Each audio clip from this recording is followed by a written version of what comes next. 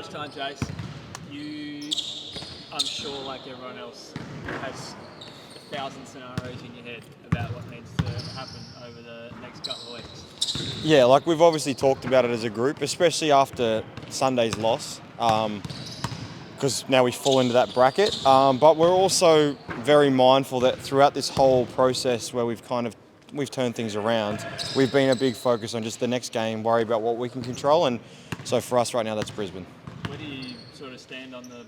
You guys need a win, and obviously that's a big pressure. But everyone else is sort of in a similar boat at the moment. So I can't recall the league being in like this pressure cooker scenario. I've never seen it like this from, I think, last spot has 10 wins. Like, I've never seen it this close, this wild, from basically third all the way down, now probably fourth down to 10th. And so, look, everyone's in the same situation, kind of. Brisbane are in the exact same situation as us. They need a win. And so for us, it's just how do we go there and not let them do that? And then that means we walk away with a win. It would be very easy, even if you sort of just missed out on the playoffs, to get to the end of the season and be like, look, we turned it around, we showed enough in the second half of the season to think that we're on the right path. How do you guard from that, like settling for something less than what you really want? Yeah, look, you're always going to walk away from positives and negatives no matter what the season dishes out. And so for me, there's obviously positives in terms of, well, we've got this thing on a path where people can look at it and go, well, hang on a second, there's some things there to work with, and how do you get better next season so that the start of the season doesn't happen? But I guess I've also been around long enough that there's no real pleasure in missing out on playoffs. You want to play at that time of the year. It's no fun sitting and watching everyone else. So for me and the group, we just got to find a way to get in there. And if we can get in there, how can we keep winning games? Do you think that the turnaround encourages a few people who may not be re-signed, i.e. most of the teams? Like, do you think that it has helped maybe with retention?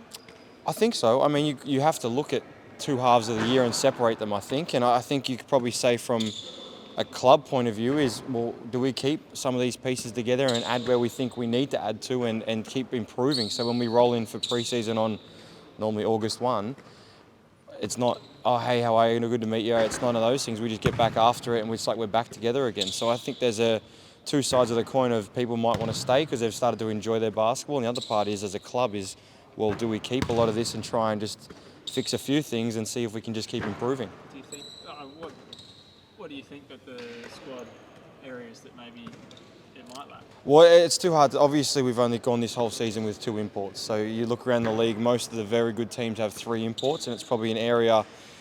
This day and age, 5 years ago, you might have got away with it.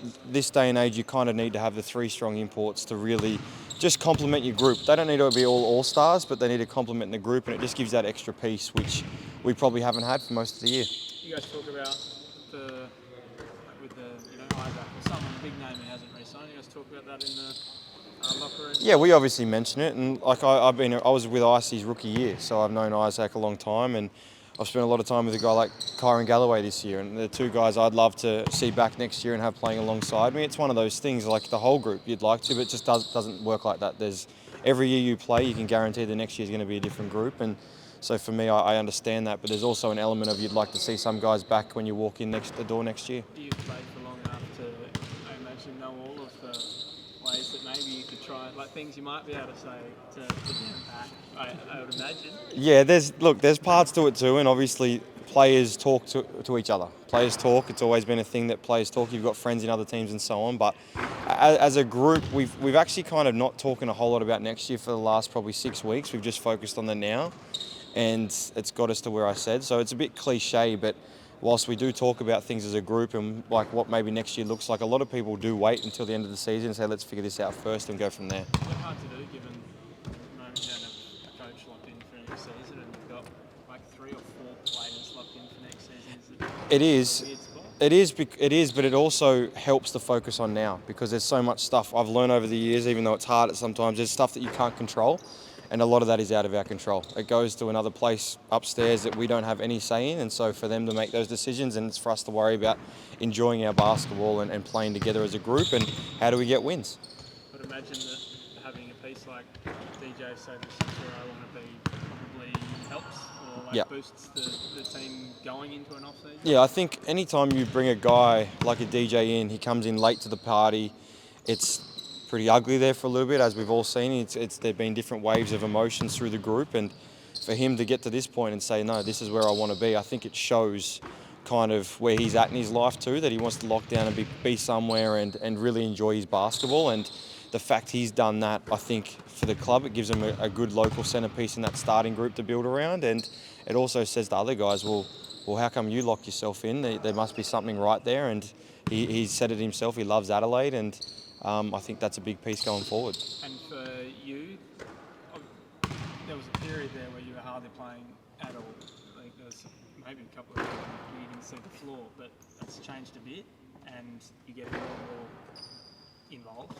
Well, in my external opinion anyway.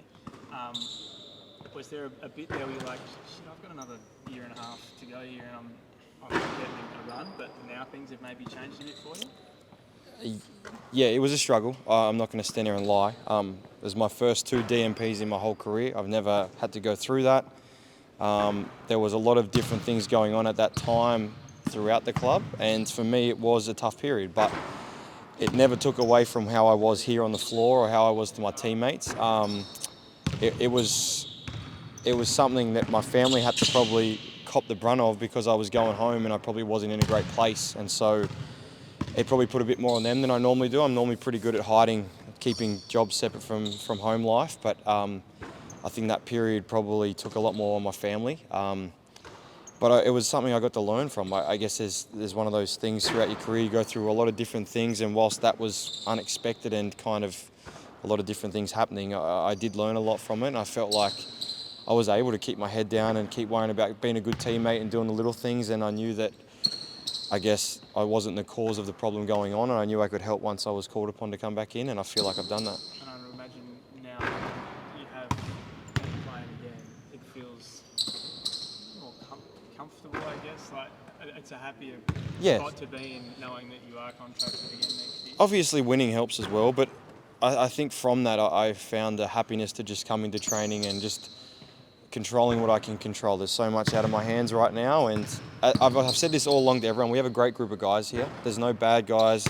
There's no egos that aren't within check of everything. Like, everyone has egos, but not like that. And so I've always enjoyed the group. It was just how we brought it all together. And so for me, I guess I just started to find enjoyment in that side of things, and I guess it's translated into some of my game and how I played a little bit at times too.